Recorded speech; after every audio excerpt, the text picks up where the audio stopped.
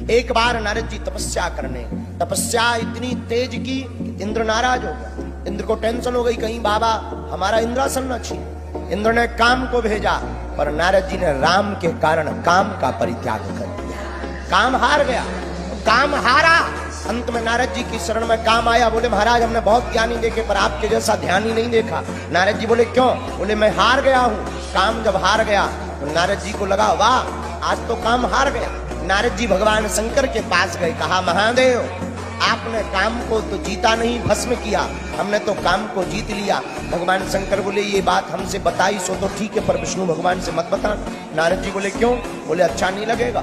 नारद जी ने मन ही मन में सोचा बाबा जी हमसे जलते हैं, इसीलिए ना बताने की बात कर रहे हैं। नारद जी बहुत दिन बाद विष्णु भगवान के पास गए। जैसे ही गए विष्णु भगवान ने उठ करके प्रणाम किया, गले से लगाया। नारद जी ने भी प्रणाम किया। क्या बात है नारद जी बड़े दिन बाद आए? नारद जी को सुनानी थी राम कथा, सुना रहे काम कथा।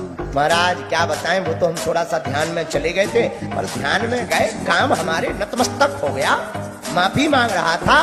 भगवान विष्णु बोले जय हो। बीच में ही बोले बाबा जी जाना नहीं है। और नारद जी को क्या पता लीला क्या होने वाली। नारद जी को विदा की। इधर नारद जी बात करते रहे, उधर रास्ते में भगवान ने विष्णु ने एक माया की नगरी बना दी, सुंदर रानियां बना दी, सुंदर नगर बना दिया, एक राजा बना दिया, राजा की सुंदर कन्या को बना दिया। नारद जी रास्ते से गुजरे, ऐसा नगर पहली बार देखा। सोचा राजा से मिल लिया जाए। नारद जी राजा से मिलने आए। राजा ने कहा महाराज आप देव ऋषि हैं, हमारी बेटी का विवाह होना है, जरा हाथ की रेखा देख दो। नारद जी बोले बुलाओ। कन्या आई, बड़ी सुंदर, बड़ी प्यारी आंखें, घुंघराले बाल। नारद जी देखते ही मोहित हो गए। थोड़ी देर पहले काम को जीत के आए थे, अब काम हावी हो गया।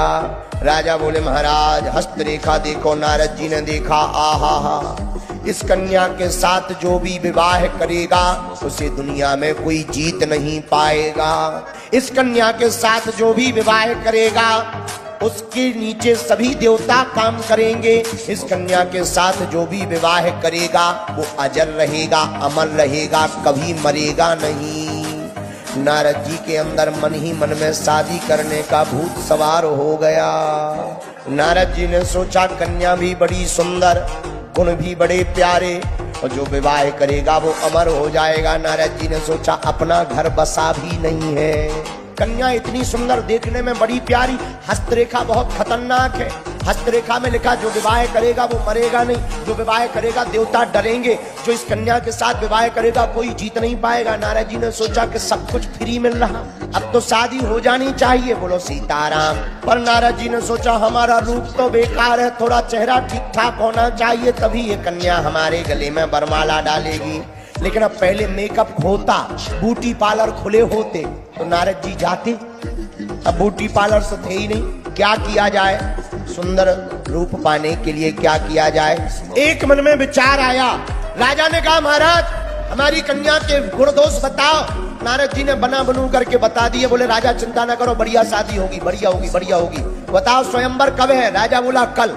नारद जी तुरंत भागे। राजा बोला महाराज दक्षिणा तो ले जाओ। नारद जी बोले उधार है। बाहर आए, क्या करें जिससे ये कन्या हमारी हो जाए? नारद जी ने मन में विचार किया हम भगवान से जाकर के सुंदरता उधार मांग लें। लेकिन नारद जी से गलती हो गई। भगवान विष्णु के चरण पकड़ करके कहा महाराज। भगवान विष्णु बोले बोलो। बोले कुछ दिनों के लिए अपना रूप हमें उधार दे दो, हमें सुंदरता चाहिए। भगवान विष्णु बोले क्या करोगे? नारद जी बोले एक बात बताओ, आप जोड़ा से अच्छे हमें लगते हो, क्या आप नहीं चाहते हो कि हमारा भी जोड़ा जुड़ जाए, शादी हो जाए? विष्णु भगवान बोले हे राम इस उम्र में शादी करोगे? नारद जी बोले अभी उम्र ही क्या है, कम से कम आप कभी हमारे घर आओगे तो कम से कम भोजन पानी तो मिलेगा, हम पूजा पाठ करेंगे, वो आश्रम को साफ तो रखेगी, शादी हो जाने दो महाराज। अच्छा ठीक है। भगवान विष्णु ने कहा सुंदरता उधार ले लो, पर भगवान भी खतरनाक है।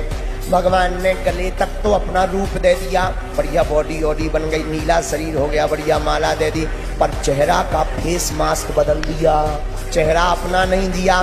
भगवान ने चेहरा बंदर का लगा दिया। अब नारद जी स्वयंवर में पहुंचे। शीलनिधि नाम का जो राजा था उसने अपनी बेटी का सुंदर स्वयंवर रखा।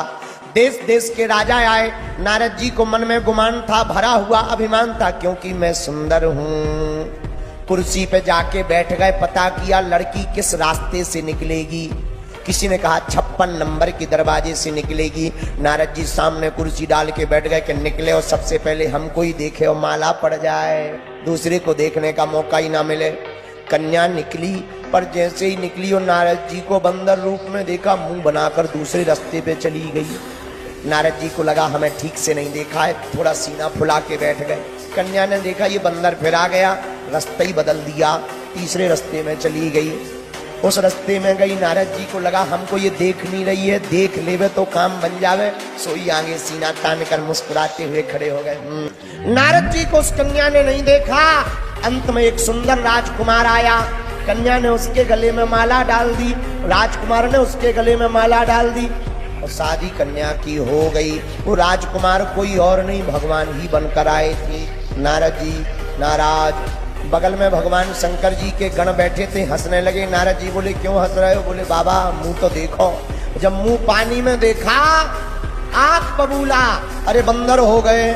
सुंदर बनने गए थे, बंदर हो गए। नाराज इतने हो गए, तुरंत विष्णु लोक को भगवान को श्राप देने के लिए चल पड़े। इनसे हमारी प्रसन्नता नहीं देखी गई, या तो श्राप देंगे या मर जाएंगे। किसी ने पूछा क्यों? मन में सोचने लगे कि हमारे जगत में हंसी करवा दी, हम सुंदर बनने गए थे, बंदर बना दिया, या तो श्राप देंगे या मर जाएंगे। लेकिन क्रोध की डिग्री तब बढ़ गई जब रास्ते में नारद जी ने उसी राजकुमारी को भगवान विष्णु के साथ देखा। एक तरफ लक्ष्मी जी, दूसरी तरफ राजकुमारी, गले में माला। नारद जी ने पूछा ये क्या है? भगवान बोले अभी अभी शादी होकर आई है। दिमाग खराब कि हमें बंदर बना के अपनी दो पर संपदा सकूं नहीं देखी। तुम दूसरों की प्रसन्नता नहीं देख सकते हो, तुम भगवान कहलाने लायक नहीं हो। आज तुम्हारा पाला हमसे पड़ गया है, हम देव ऋषि नारद हैं, आपने हमारी हंसी करवाई, जाओ हम भी श्राप देते हैं। जैसे नारी के विरह में हम दुखी हैं, तुम्हें भी मनुष्य बनना पड़ेगा और नारी के विरह में तुमको भी दुखी रहना पड़ेगा। भगवान विष्णु ने श्राप को सिर पर रख लिया। जैसे ही श्राप को सिर पर रखा, भगवान ने माया गायब की, तो जो राजकुमारी थी वो गायब हो गई। लक्ष्मी जी भगवान विष्णु पर बचे। नारद जी ने कहा ये क्या है? भगवान बोले ये हमारी माया थी, तुमने काम को जीता है, काम को जीतने के कारण अभिमान बढ़ गया था, तुम्हें ठिकाने लगाने के लिए काम का भोगी। काम कितना खतरनाक है, योगी तो तुम हो पर काम से ज्यादा कोई खतरनाक नहीं, काम से बचाने वाले सिर्फ राम। इसलिए हमने ये लीला की। नारद जी को बड़ा बुरा